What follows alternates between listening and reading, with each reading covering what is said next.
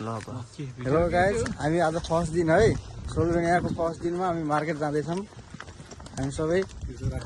ल केही थाहा छैन, हामी म्याप हेर्दै गइरहेछौँ, म्याप हेर्दै त्यो पनि अफलाइन म्याप। अब हेरौँ फर्स्ट दिनमा के हुन्छ,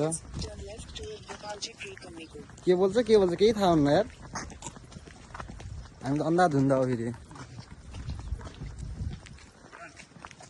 hello hello, nice to meet you sir. एकजना हामीसँग भेटिनु भयो, बोल्नुभयो है, र हामी हिँड्दैछौँ।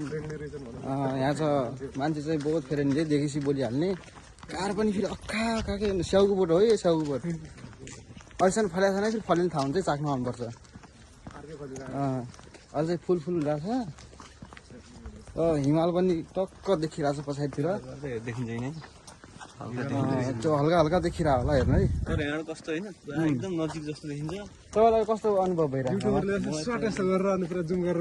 एकदम मौसम अरू भन्दा पनि यहाँको मौसम चाहिँ एकदम कुल के, हेर्दाखेरि घाम पुरा गर्मी होला जस्तो देखिन्छ, तर पुरा हात छिराउने कि हात निकालेर त्यसरी हिँड्न नमिल्ने पन्जाला। यो चाहिँ केही गल्ती हुनसक्छ यो भिडियोमा चाहिँ, भ्लगमा, यो किनकि हाम्रो यो पहिलो भ्लग है।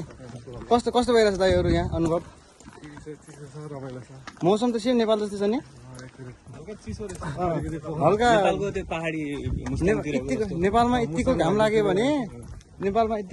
भने हामीले बन्टीमा स्यान्डोमा हिँड्न सक्छौँ, तर हामी यहाँ चाहिँ ज्याकेट लगाउनै पर्छ।